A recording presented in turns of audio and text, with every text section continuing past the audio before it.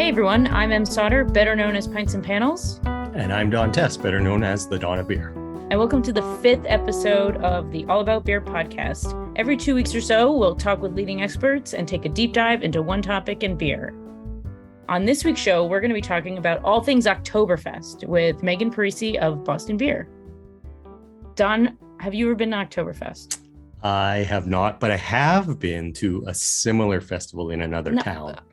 Another town. It's much smaller. Yes. Another town in Germany, or are you talking about yes. like down the road in Calgary? No, just outside Munich. It's called Augsburg. Oh, nice. What's their Oktoberfest like? Much smaller, but the point is, I got to have a liter of Helles in a Mosskrug, and it was great fun. And have you been to Oktoberfest? No, I've been to an Oktoberfest in a parking lot in Connecticut, where bands were playing like Wagon Wheel and other German favorites that aren't German at all. So I am really excited to talk with Megan about Oktoberfest beers, because Sam Adams Octoberfest is very near and dear to my heart. We'll get into that in a little bit. But I'm just really, really excited to talk with her about Oktoberfest beer, because it's one of my favorite styles. And I think underappreciated, understood. Misunderstood, maybe it's yeah, agree. But everyone is so excited when it shows up. It's like that one lager that everyone can agree on is great, I think. Including, how people like to complain about like seasonal creep. I think this is one where we forgive breweries for releasing their Oktoberfest early. When I see Oktoberfest on in like late July, I'm like, it's cool. Yeah. It's only 105 degrees Fahrenheit. But no, give me one of those amber lagers for sure. Yes. Yes. I'll introduce our guests and get into a conversation. But first, we're going to take a moment to hear from our sponsor of the show.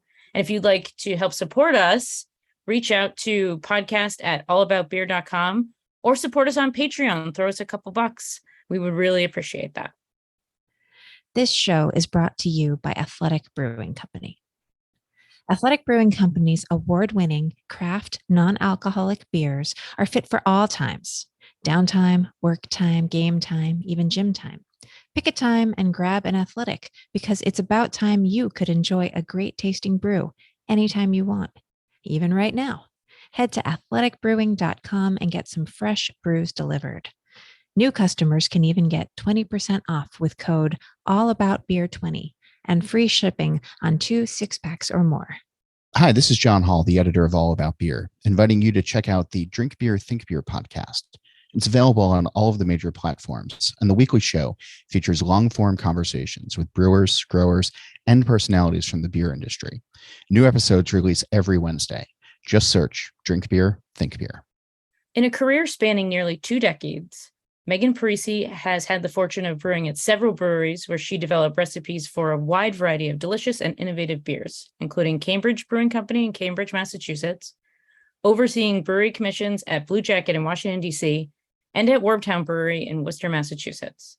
Since joining Sam Adams in 2015, Megan was first responsible for running the nanoscale component of the R&D/new product development program, where she drew on her 10 plus years of homebrewing experience before taking on the role of head brewer at Sam Adams Boston Taproom.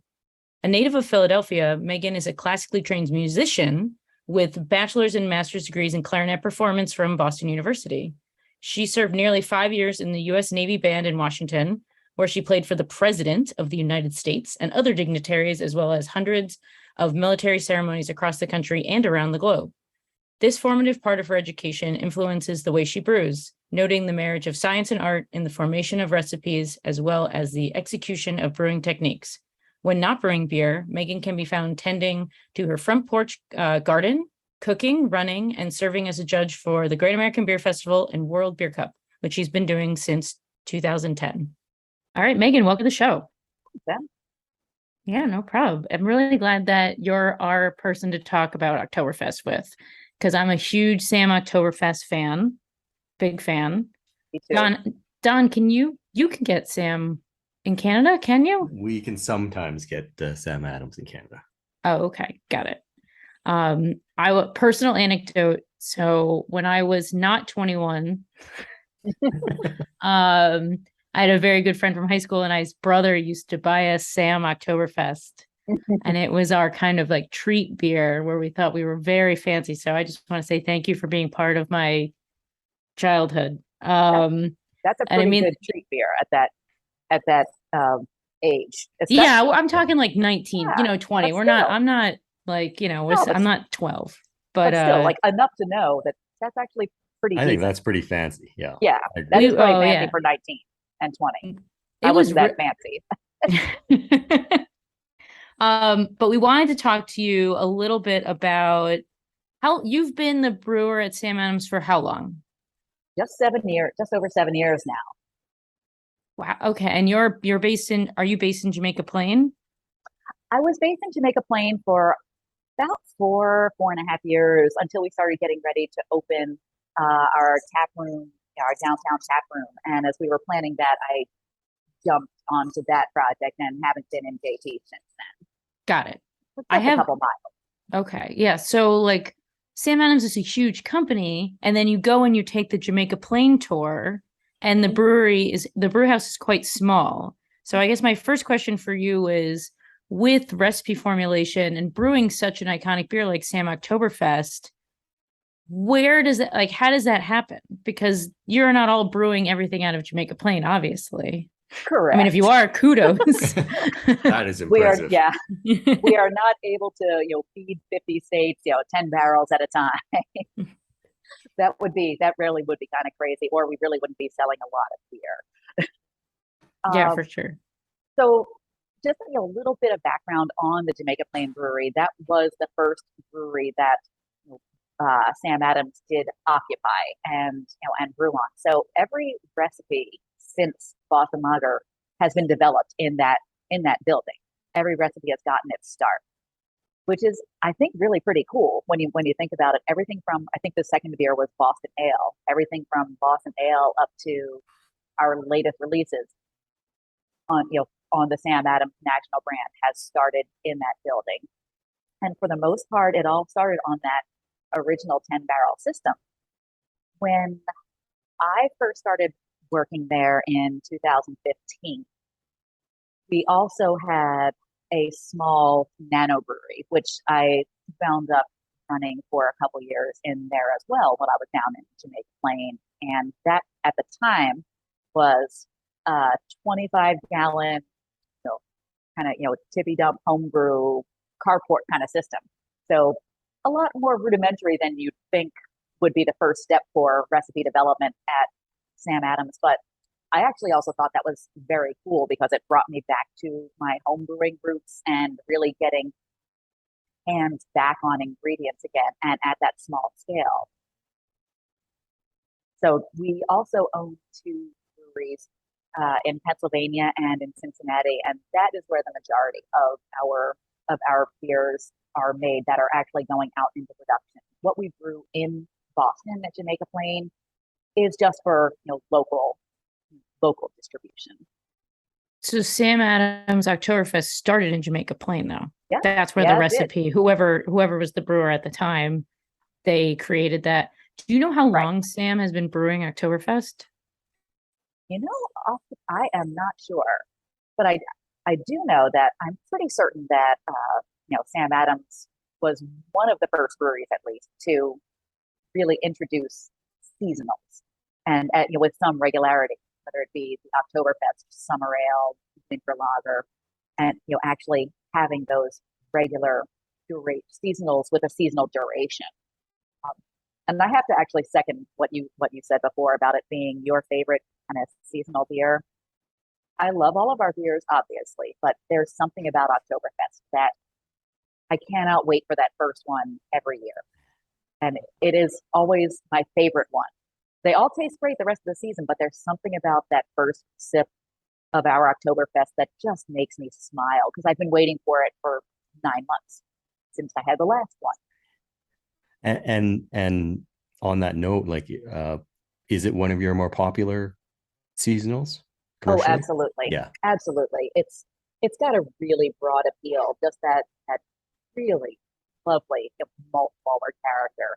There's always so much buzz, especially these days, about everything being hop forward. That's really even more these days, at least 10, 15 years, a lot more focus on hop forward beers. But the malt forward beer like this just is really universally appealing to all drinkers. It goes with every food. It's one of those perfect beers. It goes with everything. It doesn't overwhelm anything, but it also stands on its own. So it's a great chameleon of a beer as far as pairing.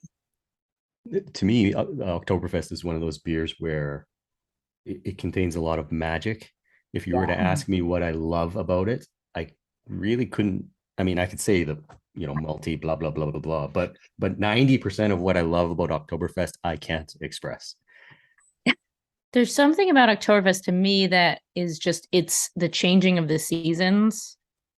The minute you have one, it's like, it reminds me, I'm a huge baseball fan. It reminds me of the minute you watch spring training, it feels instantly warmer.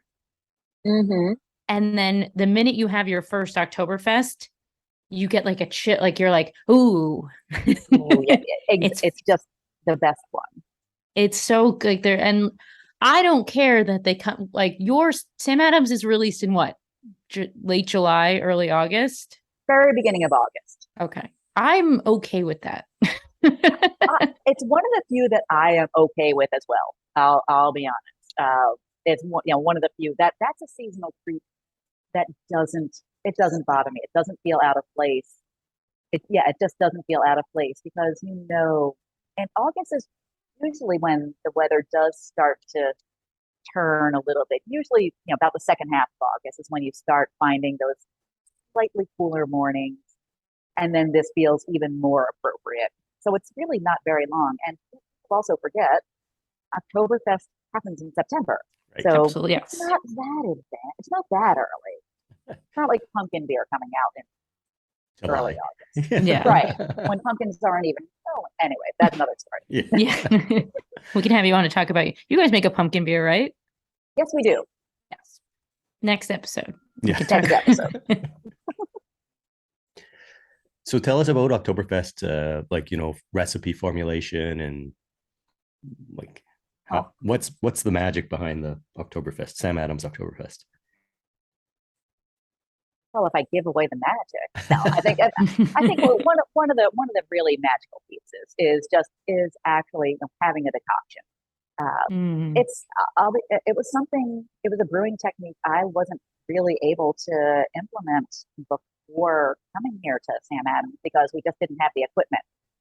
You really need to be able to have somewhere to boil some of your mash, and most smaller breweries have fewer vessels in their brew houses, so it's hard to really just even make that happen.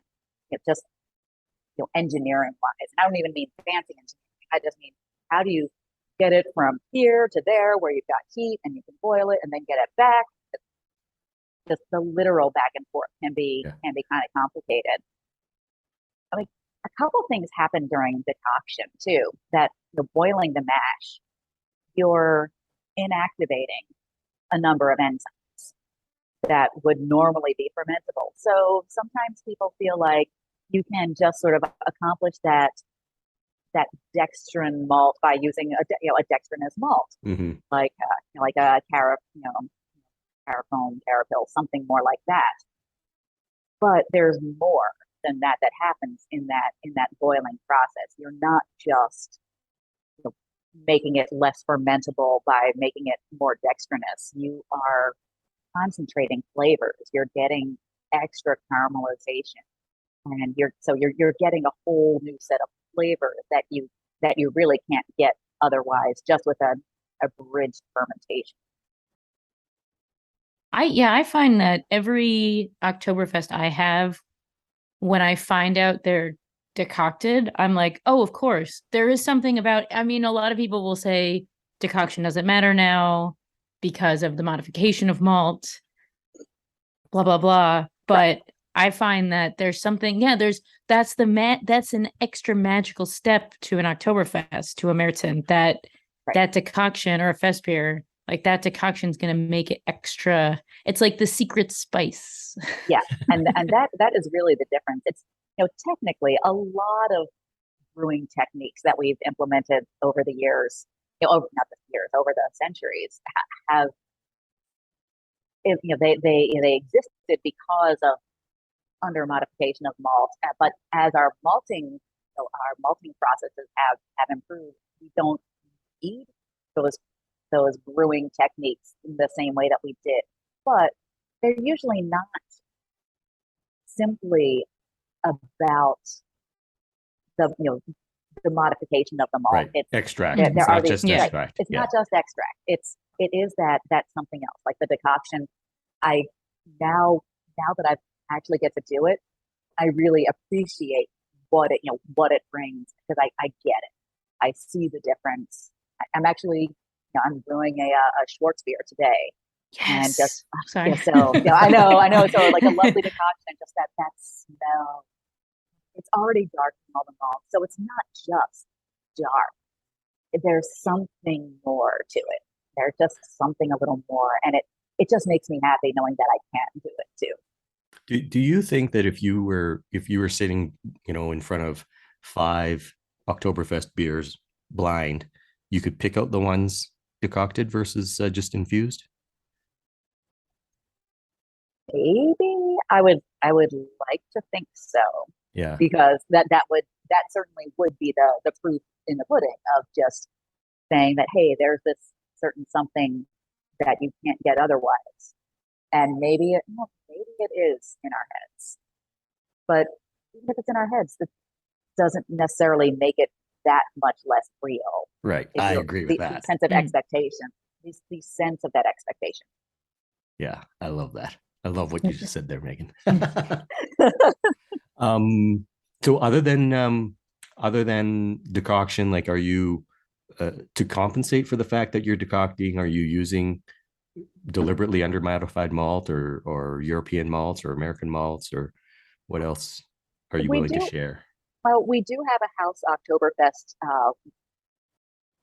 malt that blend, a specific malt that we do use for our Oktoberfest. Oh, not use that exclusively, but as part of the grain bill, and that does it's a smaller proportion, but it's there. It's again, and that's something that makes it a little more distinctive because it's exclusive. interesting. Yeah. But beyond that, there's nothing as far as we're not croisening it like we do with Boston Lager, which also makes that a unique beer. But again, that's another conversation. This is all about the Oktoberfest love. Hops? Hops, Tettnang and Hallertau, just your very classic. Okay. Very classic, very classic German hops. There's certain things you don't need to reinvent everything. Yeah. And you also brew a Festbier as well, correct? We do. Are we doing that nationally? Honestly, sometimes I can't remember everything because now that I'm here in the tap room, my focus is so much more brewing direct to consumer. I'm sitting here actually looking at one of the bars right from the brew house as we're chatting.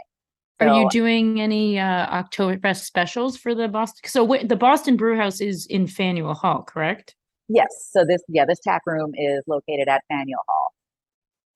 And are you doing any Oktoberfest special beers for or an Oktoberfest celebration at the tap house? Oh yes, we are having a very large Oktoberfest celebration. We did it for the first time last year because we actually opened this location January 29th, 2020. So great time to open. It was a terrific 6 weeks. It was an amazing 6 weeks. And then brick wall. So we did get to have, the normal touch points of 2020. So 21 was the first time that we got to have, that was really our first big public event as well, too. So as things were starting to open up more last fall, and we did a whole weekend, and it was fantastic. It was just fantastic. So great to see a bar full of people again, enjoying all these, lovely Oktoberfest beers. So we didn't do anything specific as far as any specifically targeted recipes from the tap room last year, but this year I am doing a barrel aged Doppelbock to release. It's not getting a huge residence time in barrels, but it's getting some. So it's at least going to get some residence time and some spent utopias barrels. Another luxury I have to be able to get some spent utopias barrels. So that's going to be my big release specifically for as our Oktoberfest partner offering. And when is that event? That event is the weekend of September 23rd. So September 23rd, 24th, 25th, the place will be all decked out. It'll be a big party. And again, this is where I have to forgive me for not knowing all the details. I believe it's a $5 or $10 entrance fee. You get your first, you get a glass in your first Oktoberfest, with that fee. So it's a way to sort of, again, keep, kind of try to keep the crowd to a certain number of tickets. Yeah, that's a bargain though. Yeah, that is a bargain. It is. And that's really just, that's why we give, of course, we give you something for it. We're not just going to say, here, give us money to walk in. No, you're going to get something with that. But there are people that will be able to buy tickets in advance, but we'll also reserve, availability for people walking up as well, because we don't want to have it be only this exclusive. You buy in advance, and if we sell out, you're out of luck.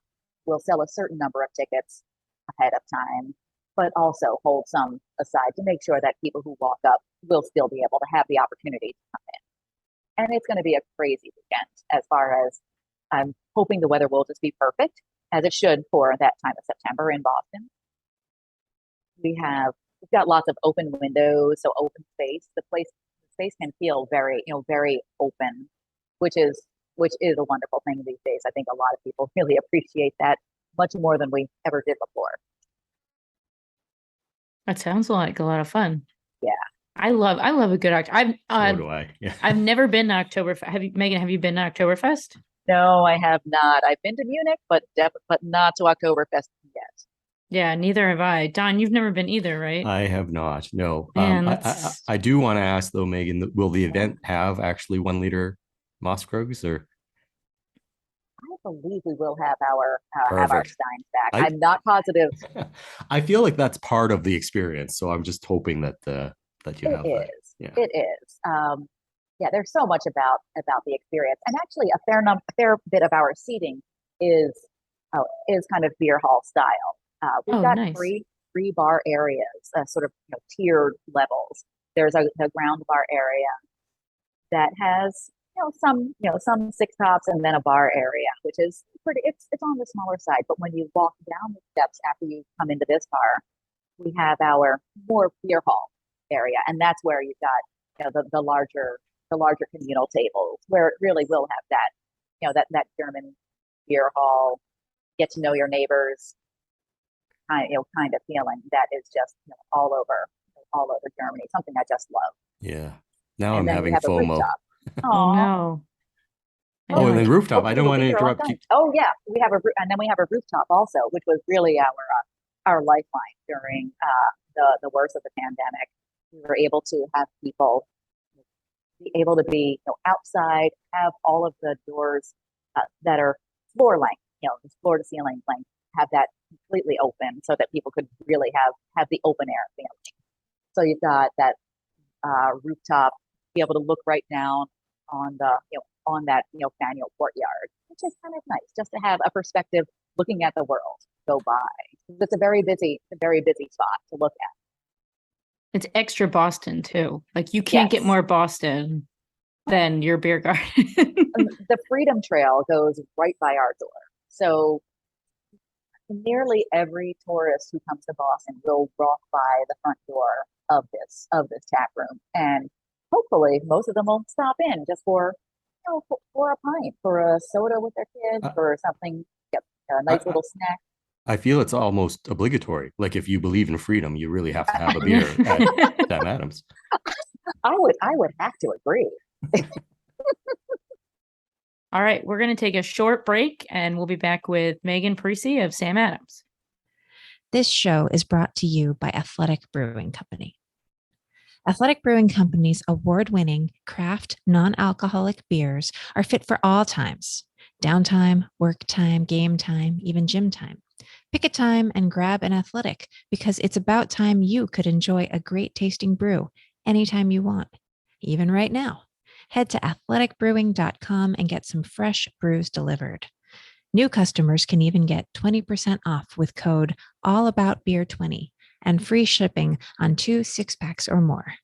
Hi, this is John Hall, the editor of All About Beer, inviting you to check out the Drink Beer, Think Beer podcast.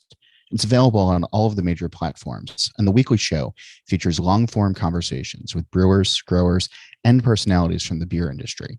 New episodes release every Wednesday. Just search Drink Beer, Think Beer. And we're back with Megan Parisi of Sam Adams. Now, I touched on this briefly, but I want to go back. So I remember you guys brewing a Festbier. Mm-hmm.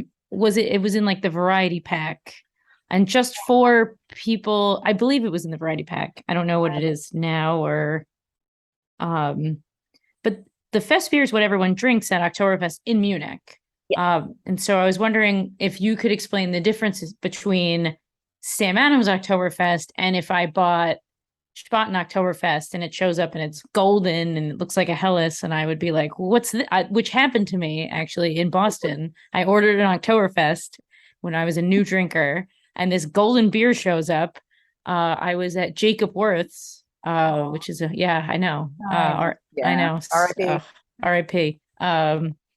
And they had an Oktoberfest and this golden beer showed up, and I was like, well, this is a mistake. Like, you've given me the wrong beer, sir. Yeah. Sir. And so, but I was, that's what a Festbier is. So if you could explain the differences to everyone, just very briefly, what the difference between a Festbier and a Märzen is, that would be excellent. There's not a huge difference, overall, in a lot of the specs, the bitterness is, there's a little bit of difference there, but the classic like Oktoberfest Märzens are a little richer, a little more malt forward, and slightly lower bitterness. But the Fest beers are going to be lighter, so they are going to have a lighter malt bill. We wouldn't use our Oktoberfest blend or our Oktoberfest malt, not blend, but our Oktoberfest specific malt for a Fest beer. That would be much closer to a Pilsner, maybe a light Munichiana base. So you're going to have a little more pronunciation of the hop bitterness. It's not going to be technically, if you were to measure them, probably put them both through hop analysis, you probably have BUs that register, the bitterness units that register very similarly, but they're going to taste different because of the body of the beer. The darker, richer Märzen is going to hide some of that bitterness, whereas the lighter, less malt complex Festbier is going to drink a little hoppier and snappier. Do you still decoct the Festbier? I haven't actually brewed the Festbier, but I would. I mean, it's like, because that's not something I've done here at the tap room. Well, that will remain a mystery then. Yeah. Yes. I would assume. I don't know. I would assume, but that's it must be similar. I'm not sure because I'm not a brewer. I call myself a participant drinker. So I wouldn't know the answer to that. Do you prefer? Yeah. I wouldn't think so. I mean, if I were to brew one, because you would bring out much, more of that caramelization. I don't want to speak specifically to what we have done with that beer since I've been here at the tap room. I didn't have any brewing experience with that, but I know that if I were to brew one, it's not traditionally part of Right. the process. So I would assume, don't Because take me, you're actually it's not trying to gospel here. minimize the Right. Maillard reactions, right? Yeah. Okay. Exactly. You want that lighter, brighter, this lighter, brighter, vault profile and look. You want that. You just want that brightness. So I would imagine, because I would. Have Yeah. you brewed one elsewhere, like in your past brewing jobs? Brewed a Festbier? I actually have not. Because I was going to ask you what your favorite, like, were you a Märzen or a Festbier? But I'm assuming then that answers my question. Well, if I like to drink both. I mean, that's kind of always one of my problems. I enjoy drinking everything. I enjoy drinking like just all different styles for different reasons, appreciating them for what they are. At most of the breweries I've worked at before coming to Sam Adams, we didn't get to brew a lot of lagers. We didn't have the tank time to dedicate to lager brewing, because since they take so much longer to brew and age, it's a lot harder for smaller breweries to be able to dedicate that tank time. On that, are you allowed to tell us the time it does spend in tank, your Oktoberfest beer? I can't give all that away. Okay. It's all right. We have to keep. It's like early dating with someone. You can't give everything away. We're just getting to know each other. But it is properly lagered, to your point. Oh, Yeah. Absolutely. Okay. Awesome. Excellent. Yeah. Don is drinking one right now. Not a Sam Oktoberfest, but he's got an Oktoberfest in his mug right now, right, Don? Yes, I try to get in the spirit of these of the occasion when we were recording these podcasts. So I am, and I have a 1 liter Maßkrug that I filled with Festmarzen, and yeah, I love it. As you're describing the beer, Megan, and I just, everything you say, I agree with. I love it. It is a magical beer, and yeah, just so happy to hear you talk about it. I hope it's kind of opening up the experience. I mean, so often we drink without thinking, which is nice. That's something that's always difficult when you're judging beers. Because it's hard to then go out and enjoy a beer because you're in that judge mode and you're thinking too much about every beer. So it is really nice to just drink and enjoy a beer without thinking too hard, but giving you that moment to actually really appreciate this beautiful beer that's in your mug right now. That's got to be kind of fun. Yeah, and I do think that now that you say that, I do think that that's actually one of the magics of Oktoberfest beer is that it is a beer that if you want to sit and think about it and enjoy the dextrins, enjoy the Maillard reactions, you can, but it is also a beer that you can have 1 liter of at a shared table, meet some new friends, just shout Prost, clink glasses vigorously, and just enjoy not the beer itself, but the beer experience. I think that's definitely part of the magic of Oktoberfest. Yeah. Experiences are always heightened by beer and vice versa. The beer is heightened by the experience are heightened by beer. And the Oktoberfest is kind of that ultimate. I mean, it's the beer of the biggest party in the world. Yeah. So, I mean, there you go. I have a question. Do you have a favorite Märzen or Oktoberfest that's not Sam Adams? Is there one that if you see on the shelf, you're like, yes, I want to buy that? Ooh. Oh, there are a lot of really good ones. There's a lot of really good ones. It's even hard for me to pick my own favorite beers of things that I've brewed. I really, it's just so hard because there's a lot of good beer, and this time of year, it just so much of it just feels good. Do you think American Oktoberfest beers, including Sam Adams, are very true to the Munich, the quote unquote authentic Oktoberfest beers, or are they American interpretations? I think some are pretty pretty good interpretations of them, but many many are just really great Märzen style lagers. I think the way I'd really be able to assess that is actually drinking those beers in Germany at that time of year.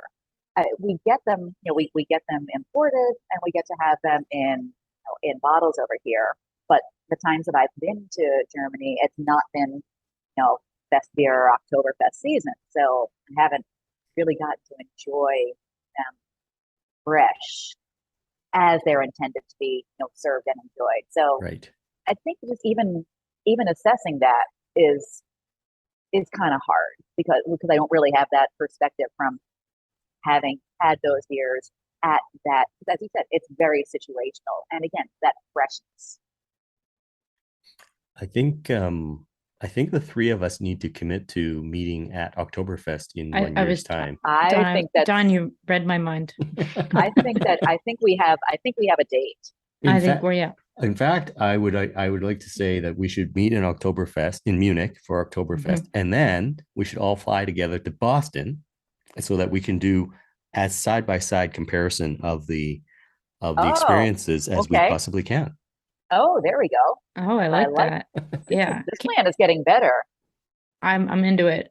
There's so many things that I've read about Oktoberfest. I've done like presentations about Oktoberfest, but I've never been, and I gotta see it. As someone, I hate crowds and I hate people. So it just sounds, but at the same time, I'm so intrigued by the event itself and how, the tradition and the beer and the pageantry and the parades and it just sounds like such a great time. I've been to Oktoberfest events here in America, but it's not the same. I can't imagine it being the same, but it's different, but it's still fun. I think I'm with you on all of those things. Like I've never really been a fan of big crowds and big crowded events. I kind of like sitting at a slightly quieter bar. We'll go to the slightly quieter bar kind of thing. Yeah, we'll go on a Tuesday morning. Yeah, well, I definitely, it's something I feel the same, that I feel like I need to experience it in person. It's something that it's definitely something I need to go. I think everyone needs to. There's so many great beer things in this world, and I think Oktoberfest may be the top. And I gotta, it seems like so fun. I want to get one of those gingerbread cookies that you're not supposed to eat. You just hang on the wall. And I want to have one too many beers and then feel a lot of regret.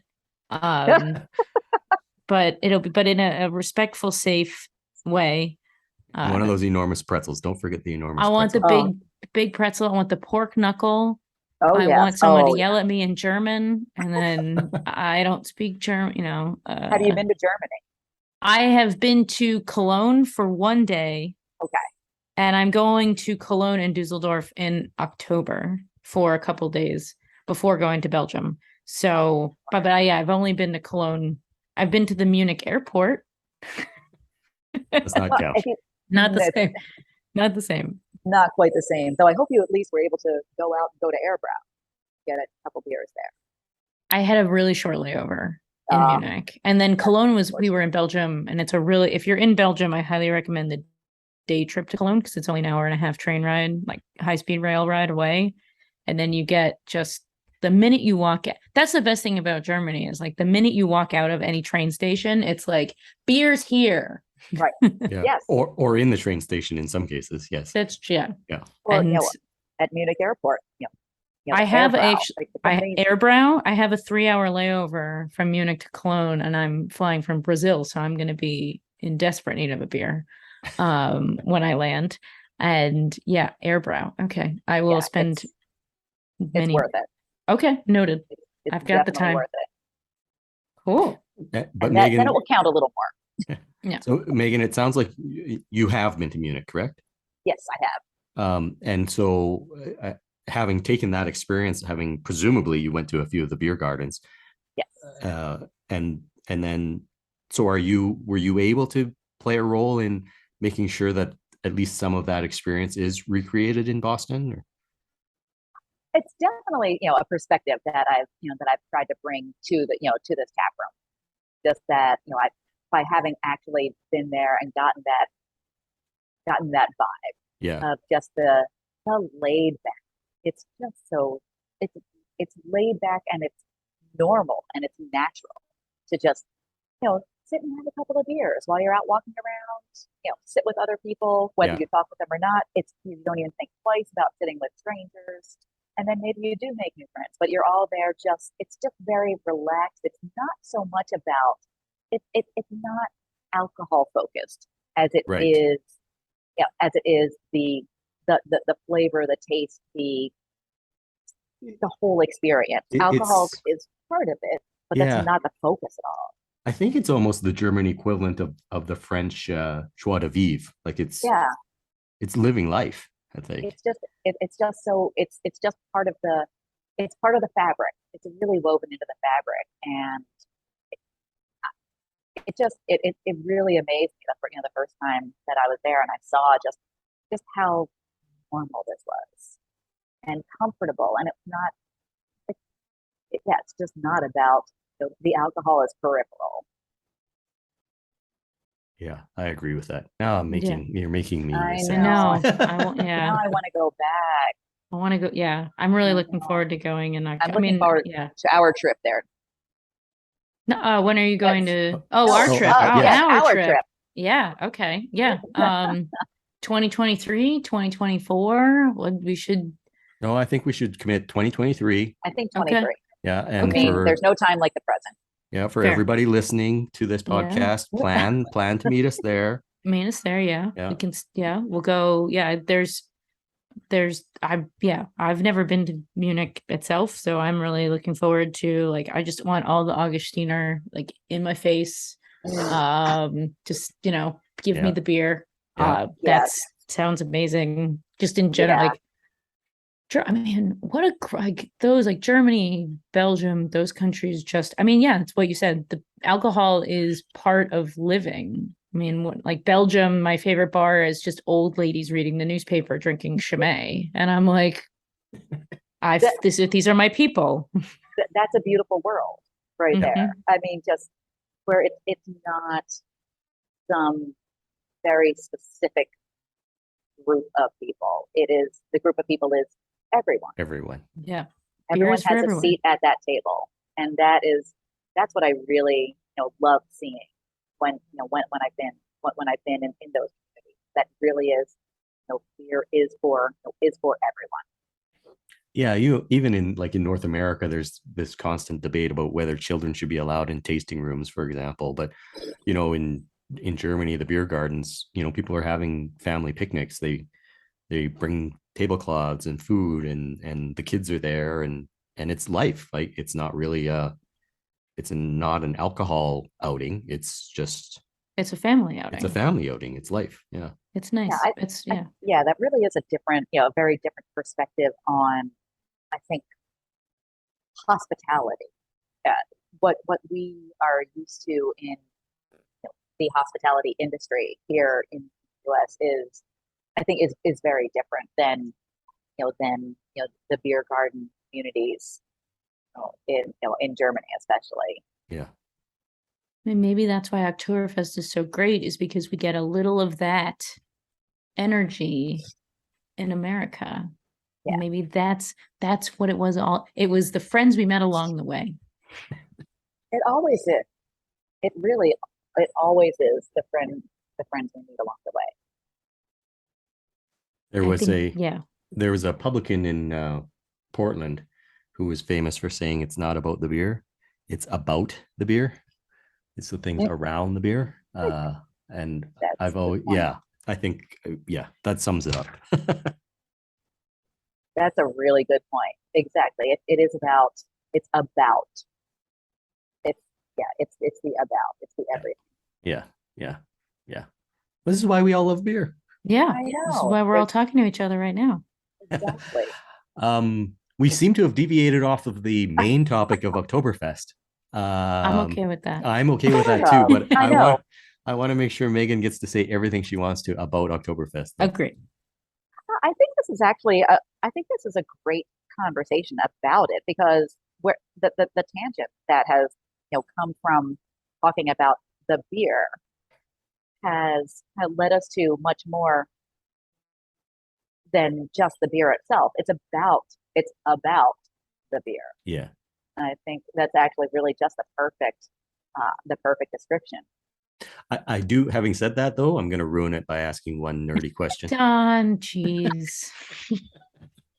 The yeast, is it this is do you use the same house lager yeast as other Sam Adams beers, or do you use a different strain? We use our yeast, Okay. our house lager yeast. Okay. Now I now return you to your regular programming. I'm actually laughing at something that you all can't see right now since we're on a podcast. But as we've been talking about families and children, and here we are in a tap room. My the brew house here where I'm in the middle of brewing. There's a little girl right outside the door. She's maybe 4 years old, and she is just like, and now she is smushing her face up against the door. She and it's like, it's fine. I mean, parents are probably going to want to wash her face at some point, but it's just, but she's just there. She's having the time of her life right now. I hope I don't need to go out the door anytime soon. but we are fairly family friendly here as well, and it kind of goes along with that. During the day, we have so many families that are out and about in this area. We want people to feel welcome, and it's that kind of environment. So it's just really cracking me up, actually, just seeing this little girl just having the time of her life right outside the door and Now, with the door. Again, I think they should be obligated to come in and have a beer now. Oh no, this is the inside. Oh, they are. They are inside. So yeah. Mission accomplished. Yes, the family is at the table right outside, so they have eyes on. Oh, okay, perfect. So It is it is a really nice. The place that you're at is it's perfect for families. It's also I used to live in Boston in my early 20s, and so that building, that area is, I mean, I'm sure your nightlife is, how late is the tap room open till? We're open till 9 during the week and then 10 on the weekends. Okay. Yeah, because that's a rowdy area. Oh yeah. And that's a pretty early close overall. I was going to say that's a really early close, because you could stay open till when the bars are open till 1, 2, 1. Midnight 1. I haven't been out that late. I think it was 1. I know. I'm trying to. This was a while ago. When I was in my early 20s I lived there in like 06, 07. I think it was 1 because the subway stopped running at 12:30. Oh yeah. And that was stressful. But yeah, no, but it's a great place for, like, do you get a large after work crowd? We did at the beginning, and we're starting to see more of that coming back, as there just haven't been as many people in the offices around us. But as people have been coming back, you're seeing a lot more, polos and khakis at the end of the day. Mm-hmm. I mean, I wish we get a lot more, calls for, small group reservations, and we don't really do reservations, but like, hey, if, you're going to have, 20 people come in, we can, put aside, say, hey, like this area, like, these 2 tables are reserved for like 20 people to hang. It sounds like, I've never been, but it sounds like a really nice place to go and have a beer. It sounds like you're trying to, like, you've captured a little bit of that German essence that you've spoken of, where everybody is welcome, where there's nice outdoor seating, the big seats and whatnot. Yeah. So kudos to that. And I bet your Oktoberfest is going to be a lot of fun. Oh, it's going to be fantastic. I'm I'm really looking forward to it, especially this year. It's the second time around, and people are out even more now. So I'm really excited for it. Yeah. Yeah. I think it's gonna be awesome too. I'm again FOMO. Yeah. I know. But next year to Munich and back. That's right. That's Munich, right. we're all going to Munich. I'm gonna put it in my phone right now in my calendar. So yeah, we're going. And It'll be great. For the Oktoberfest there, Megan, do you have the big pretzels and like We have a smaller pretzel now. Okay. We used to have the big pretzels, but also, we're actually selling it now more as we have two smaller pretzels that kind of equal the volume of the big pretzel. It's just that people found it visually. I think a lot of people were overwhelmed by the massive pretzel. Yeah, yeah. And seeing like two smaller pretzels makes it feel a little more shareable or achievable. Something you can actually take down instead of the massive pretzel. No, this sounds awesome. I know it does. Looking forward to it next year after Munich. After Munich. Agree. And then we can really see It'll be awesome. How it measures up to a fresh German Märzen and Festbier. Oh, I can't wait. Everybody's welcome. Yeah. Thank you so much for being on our podcast. This was I'm now gonna go out and buy a 6-pack of Sam Adams. I was at the liquor store a couple days ago and it was just a little too hot, and I saw the 6-pack of Sam and was like, ooh, but it's gonna be 50 degrees tonight. 13 Celsius for Don. Thank you. You're welcome. Tonight, so maybe I'll go out and procure 6-packs because it's September 1st. It's time for Oktoberfest. So here at the Taproom, we actually just released Oktoberfest this week. We had a we had a big end of summer bash, so we were keeping summer ale on this past weekend. We just had this big end of summer bash, and then we just made the transition to Oktoberfest. And gosh, it's wonderful. When I do my tap tastings, I got to have my first Oktoberfest because I was holding on, just like holding on for that. And now I'm also going to bring home my first taste of it as well too. So lovely. I'm gonna crack one open at home on the porch tonight. We have perfect evening porch here. That sounds wonderful. Yeah. Cool. That does sound wonderful. Thank you, Megan. Yeah, thank you for being on the show. And it's great to talk to you as always, Don. What a pleasure to meet you. And I look forward to being able to meeting in person. Yeah, in Munich. All right, I'll start looking at flights. If not before. Yes. Awesome. Thank you. Yeah. Thank you. Okay, so all right. I'm just gonna keep the recording going because Em and I have to do our intro and outro. But Megan, thank you very much for that. Yes, thank you for making time for us, Megan. I know that you're a busy lady, so and brewing, and brewing and things actually the timing's actually going to work out just perfectly because my boil for the second brew of the day is coming to an end, so I'm going to need to start grabbing samples at this point. So the timing is I didn't actually have to step away. So perfect. Wonderful. Yeah, wonderful. I love it when a plan comes together. Awesome. Thank you, Megan. Cool. Well, thank you. Yeah. Good to see you. We'll talk soon. Thanks, Don. Thanks, Sam. All right. Have a good day. Yeah. All right. Bye. Don, I want an Oktoberfest. Yeah, me too. In fact, I want 4 of them. I want a 6-pack. We're supposed to have Indian takeaway tonight for dinner, and one of my favorite pairings is Indian food and Oktoberfest. And so I'm thinking that I'm literally, the minute this is over, I'm going to drive to the liquor store, we call it package store here in Connecticut, and purchase a 6-pack of Sam Oktoberfest because I've never had a podcast make me so thirsty for a beer style before. Yeah. And you also need to find a big pretzel. Yeah, I don't know where to find a big pretzel. I don't know where to find a big pretzel. There's no pretzel store, big pretzel store in Connecticut. I'm shocked about that. Because if we learned one thing, it's not just the beer, it's everything else. It's everything. It's about sitting outside, enjoying, putting your feet up, meeting some people, enjoying a couple liters, Yes. spending time with humanity, enjoying all the good in life, because life is good. Yes.